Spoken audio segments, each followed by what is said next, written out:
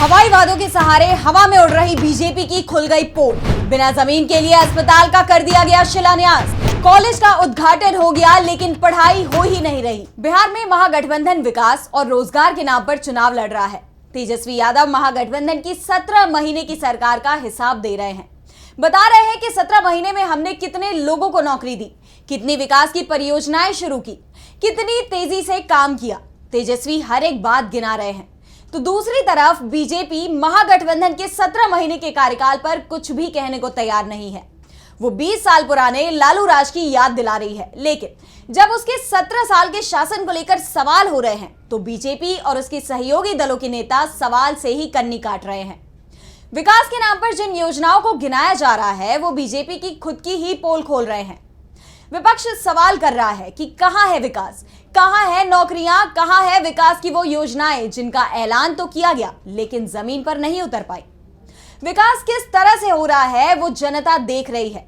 BJP पूरे चुनाव अभियान में विकास की बात करने से बचती दिखाई दे रही है। चुनाव के लिए उसके मुख्य मुद्दे परिवारवाद, हिंदू मुसलमान ही है। बीजेपी नेताओं के भाषणों में ज्यादातर इन्हीं से जुड़ी बातों का जिक्र होता है। बिहार में विकास कैसे हो रहा है इसकी एक बानगी मुंगेर का अस्पताल है। मुंगेर से नीतीश कुमार के करीबी और जेडीयू के पूर्व अध्यक्ष ललन सिंह चुनाव लड़ रहे हैं। यहां पर राज्य सरकार की तरफ से एक अस्पताल का शिलान्यास हो जाता है, लेकिन जहां अस्पताल बनना है वहां की जमीन लेने की प्रक्रिया ही पूरी नहीं हो पाती, यानी शिलान्यास बिना जमीन के हो जाता है। एक मेडिकल कॉलेज के साथ अस्पताल बनाने की घोषणा की गई थी, तुरंत ही इसका शिलान्यास कार्यक्रम भी कर दिया गया, लेकिन अस्पताल के लिए जमीन लेने का काम अभी तक पूरा नहीं हुआ है। जिन किसानों की जमीनें ली गई हैं उनमें से कुछ का भुगतान किया जा चुका है, कुछ का अभी बाकी ही है। जिस जमीन के लिए किसानों को भुगतान कर दिया गया है उसका कब्जा अब तक सरकार ने नहीं लिया, यानी अभी जमीन ही नहीं है, इसलिए अस्पताल का निर्माण का काम ही शुरू नहीं हो पा रहा। हाँ, ललन सिंह अस्पताल कहां बनेगा ये बताकर वोट जरूर मांगते रहे, तो दूसरी तरफ अस्पताल की जमीन पर किसान अभी भी खेती कर रहे हैं। यही नहीं, नीतीश कुमार ने मुंगेर में एक वानिकी महाविद्यालय का उद्घाटन किया था, लेकिन करीब 1.5 साल बाद यहां पढ़ाई का काम शुरू नहीं हुआ।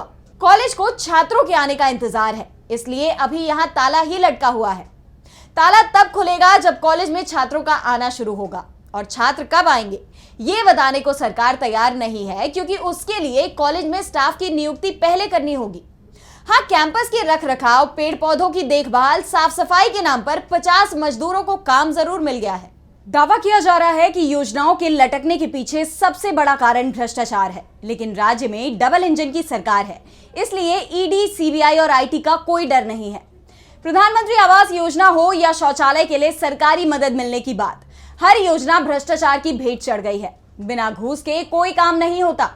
मोदी सरकार मुफ्त राशन की योजना के नाम पर वोट मांग रही है, लेकिन आरोप लग रहे हैं एक बड़े हिस्से को मिलने वाला अनाज डीलर्स हड़प जाते हैं।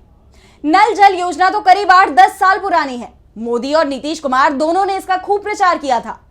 2020 का विधानसभा चुनाव में ये एनडीए का सबसे बड़ा मुद्दा था, इसे लेकर वोट मांगे गए थे, लेकिन इस बार ना तो बीजेपी और ना ही जेडीयू इस योजना का नाम ले रही है। कोई सच्चाई सामने आ गई। ग्रामीण क्षेत्र में लोगों के घर में नल तो लग गया है, लेकिन अभी तक जल नहीं पहुंचा है। कब तक पहुंचेगा अब तो इसका दावा भी सरकार नहीं कर पा रही। अगर कहीं पानी पहुंच भी गया तो वो नियमित नहीं आता है। ऐसे में लोगों का गुस्सा सरकार के खिलाफ बढ़ता जा रहा है। इंडिया गठबंधन लोगों की इसी परेशानी और गुस्से को उठा रहा है, लेकिन एक सवाल जरूर उठ रहा है कि बिहार की राजनीति अभी भी जातिवाद में उलझी हुई है।